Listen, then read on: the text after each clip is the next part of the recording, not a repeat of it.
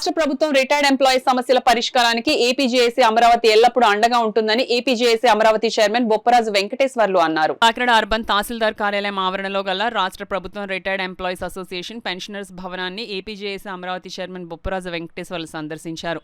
Pensioners భవనానికి విచ్చేసిన APJAC Amaravati chairman Bopparaju వెంకటేశ్వర్లకు పెన్షనర్స్ అసోసియేషన్ రాష్ట్ర అధ్యక్షులు పిఎస్ఎస్ఎన్.పి. శాస్త్రి అధ్యక్షులు కె. పద్మనాభం, ప్రధాన కార్యదర్శి నూకరాజులు ఘనస్వాగతం పలికారు. ముందుగా పెన్షనర్స్ పితామహుడు నగరా విగ్రహానికి ఏపీజేఏసీ అమరావతి చైర్మన్ బొప్పరాజు వెంకటేశ్వర్లు పూలమాలలు వేసి ఘన నివాళులర్పించారు. అనంతరం సంఘం అధ్యక్షులు కె. పద్మనాభం అధ్యక్షతన జరిగిన సభలో ఏపీజేఏసీ అమరావతి చైర్మన్ బొప్పరాజు వెంకటేశ్వర్లు మాట్లాడుతూ, కేంద్ర ప్రభుత్వం పార్లమెంట్లో గత నెల 23న ప్రవేశపెట్టిన ఆమోదించిన బిల్లుపై ఆందోళన చెందవలసిన అవసరం లేదని, పింఛనుదారులకు ఇబ్బంది కలిగిన పక్షంలో ఏపీజేఏసీ ముందుండి పోరాటం చేస్తుందని పెన్షనర్స్ కు భరోసా ఇచ్చారు. సంఘం రాష్ట్ర అధ్యక్షులు శాస్త్రి మాట్లాడుతూ, పింఛనుదారుల సమస్యలపై కేంద్ర ప్రభుత్వం ఆమోదించిన బిల్లుపై ఈ నెల 14వ తేదీన ఢిల్లీలో జరిగే సమావేశానికి హాజరై కేంద్ర ఆర్థిక మంత్రి నిర్మలా సీతారామన్ ను కలిసి వినతిపత్రం ఇవ్వనున్నట్లు చెప్పారు. ఈ సందర్భంగా బొప్పరాజు వెంకటేశ్వర్లను సంఘం సభ్యులు ఘనంగా సత్కరించారు.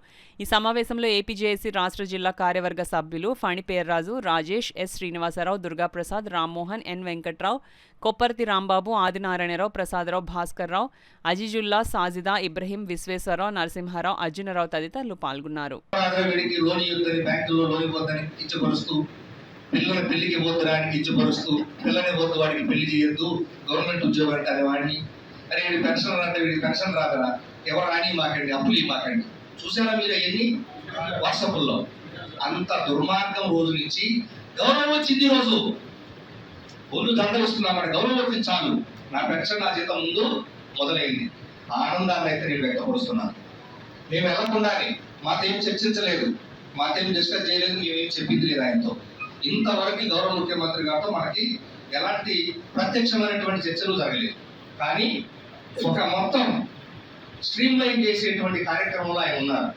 అంటే ఆర్థిక వ్యవస్థ గాడిన పడే క్రమంలో ఒక ఏదైనా ఎవరైనా మన ఇంట్లో అయినంతే కదా, మన ఇంటికి అన్వయించుకోండి. అన్ని ప్రతిదీ కూడా ఏదైనా మన రాష్ట్రానికి ఉన్నదాన్ని మన ఇంటికి అన్వయించుకోండి.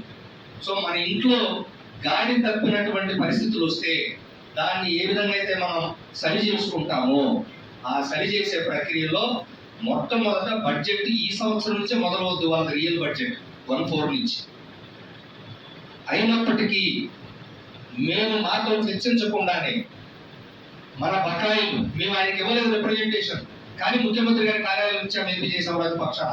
ఎప్పుడు 4 మాసాల క్రితమే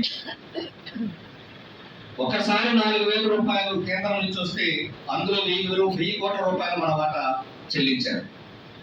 మళ్ళా నిన్న 7,000 కోట్లు కేంద్రం నుంచి వస్తే అందులో 6,000 కోట్లు పైచీలకు ప్రధానంగా రిటైర్డ్ ఎంప్లాయీస్ సంబంధించినటువంటి జీపీఎఫ్ ఫైనల్స్, ఏపీజీఎల్ వితరాయల్స్, అదేవిధంగా కొన్ని మెడికల్ రీయింబర్స్మెంట్ లాంటివన్నీ కూడా ప్రధానంగా రిటైర్డ్ ఎంప్లాయీస్ మొత్తం బకాయిలు చెల్లించేదానికి ప్రాధాన్యత ఇవ్వమని మేము కోరితే, మేము ఆయన ప్రత్యక్షంగా కోరకపోయినా మన వినతులు చూసి దాని ప్రకారం చెల్లింపులు చేసినటువంటి ఘనత ఈ ప్రభుత్వం.